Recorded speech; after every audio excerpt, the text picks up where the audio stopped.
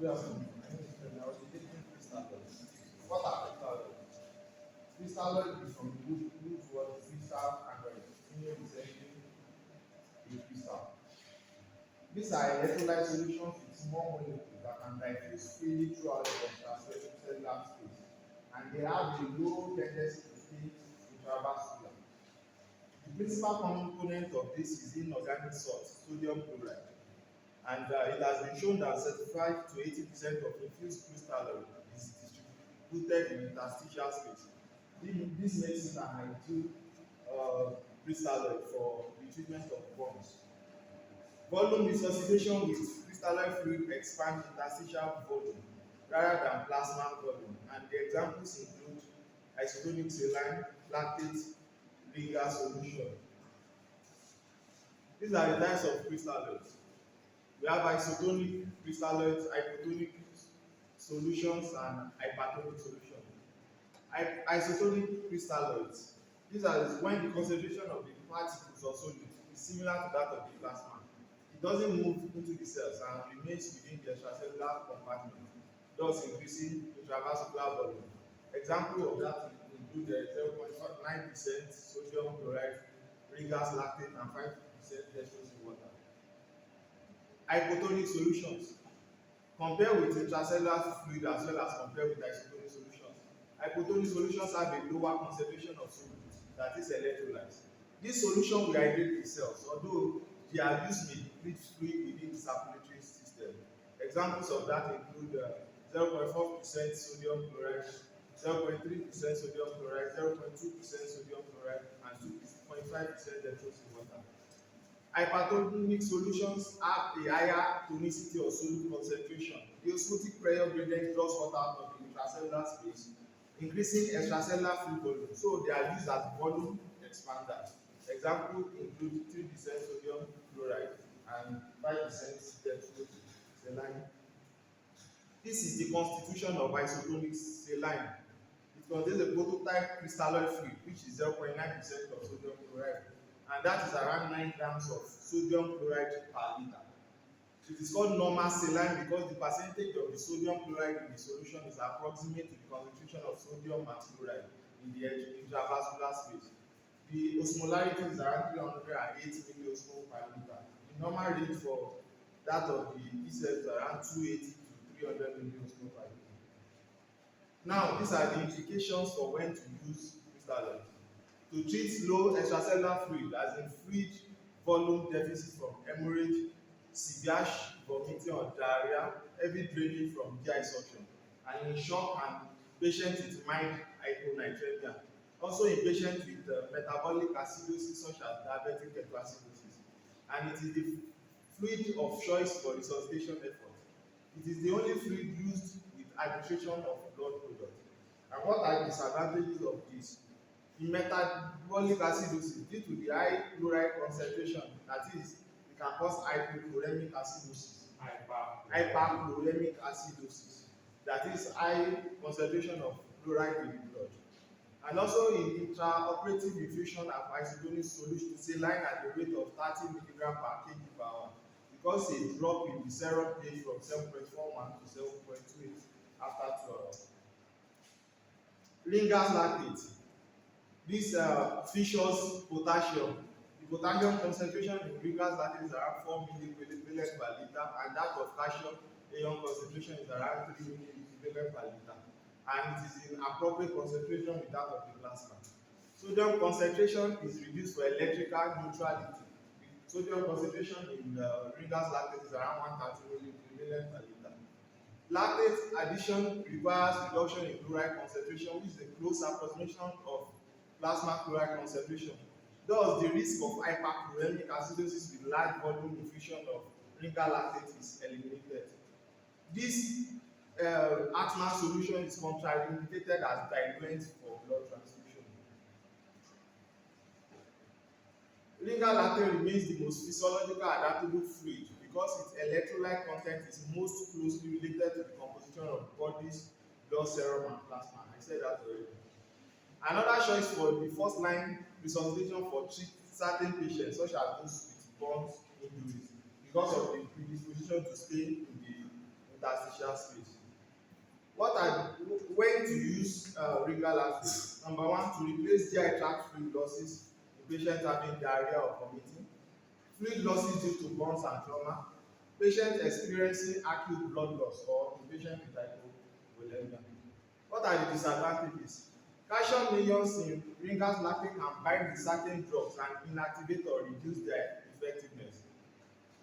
Some of these drugs are amphotericin B, which is an antimitotic agent. It can bind to the drug and cause precipitation. Ringer's lactate is also metabolized in the liver, which converts the lactate to bicarbonate. Ringer lactate is administered to patients who have metabolic acidosis, not patients with lactic acidosis. And ringer lactate is not to be given to patients with liver disease, as they can't metabolize lactate, and which can eventually lead to metabolic acidosis. So this is the constitution of 5% dextrose in water. 1 gram of dextrose contains around 3.4 kilocalories. That's then 50 grams contain around 170 kilocalories per liter. The osmolarity is around 252 milliosmol per liter, and it is considered an isotonic solution. But when the dextrose is metabolized, the solution actually becomes hypotonic and causes the fluid to shift into cells. And it has been observed that 10% of infused volume of dextrose, 5% dextrose in water remains intravascularly. Less than 10% of infused volume of 5% dextrose in water remains intravascularly. And 2/3 of infused volume ends up inside the cells. This, the predominant effect of it is cellular swelling. And how does this work? 5% dextrose in water provides free water that passes through membrane pores to both intracellular and extracellular spaces. Its smaller size allows the molecules to pass more freely between the compartments, thus expanding both compartments simultaneously. And it provides around 170 calories per liter, but it doesn't provide electrolyte. The supply calorie doesn't provide enough nutrition for prolonged use. And the use of 5% dextrose saline is used in hypernatremia and hypoglycemia. When not to do these are when not to use 5% dextrose in water. 5% dextrose in water is not good for patients with renal failure or cardiac problem, since it will cause fluid overload. And patients at risk for intracranial pressure should not receive 5% dextrose in water, as this could cause cerebral edema. 5% dextrose in water shouldn't be used in isolation to treat fluid volume deficit, because it dilutes plasma electrolyte concentration. And dextrose with blood can also cause hemolysis, and it is not to be used for resuscitation because the solution won't remain in the intravascular space. Thank you.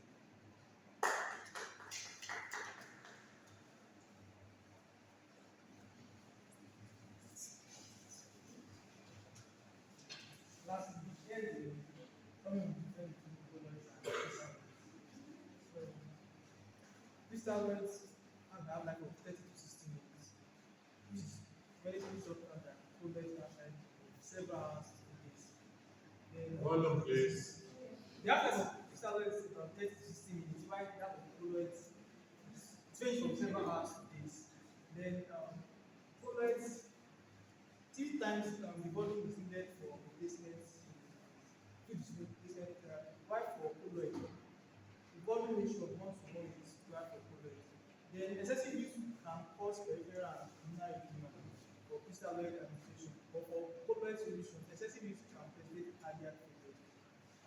Just as my colleague has mentioned earlier, cardiac failure is one of the adverse effects that can result from administration of fluid solution. That's because this fluid contains proteins like albumin, and excess of this can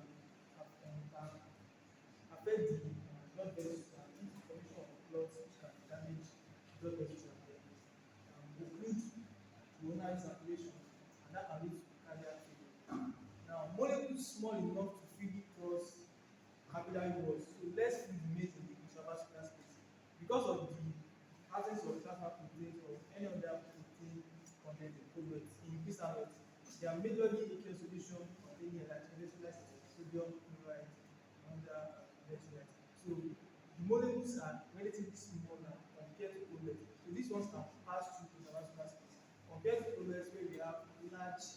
molecules due to presence of substances like albumin. These ones can cross capillary walls, so fluid remains in intravascular space for a longer time, and that's why their duration of action is relatively longer compared to crystal beds. Crystal beds are inexpensive because it is easier to manufacture crystal beds compared to progress that require so many processes of being inconsistent, components together, mentioned then non-allergenic meaning it does not stimulate allergic reaction. Ideal crystalloid solution is actually not allergenic, but colloid solutions are allergenic, meaning they can stimulate apoptotic reaction. For instance, hypersensitivity reaction type 1 anaphylaxis reaction can be another effect of colloid solution administration. Then it is suitable for vegetarians or vegan patients whose diet are basically on plants, extract of plants sources. While colloids, some versions is suitable for vegetarians and vegan patients. That's because these patients, maybe for ethical reasons and because they are used to vegetarian, they are used to plant sources in their diet. So they naturally will not or may not take colloid solution. Some of the colloids are from plant sources, like some are from animal sources. Some like gels are from plant sources, while gelatin is from animal sources. So if a patient knows that gelatin containing colloids is to be administered to, he may decide to opt out from such administration because he's a vegetarian. Yes. So in conclusion, plasma expanders are vital tools in medical practice for managing critical conditions, situations involving blood loss. They offer a rapid and effective way of restoring blood flow and improve organ perfusion and prevention of shock. Both crystalloid and colloid solutions require careful monitoring of fluid balance and electrolytes to avoid complications. These complications are inflammation, dimension, urticaria, circulatory overload, several nausea and vomiting and several other complications. Thank you for listening.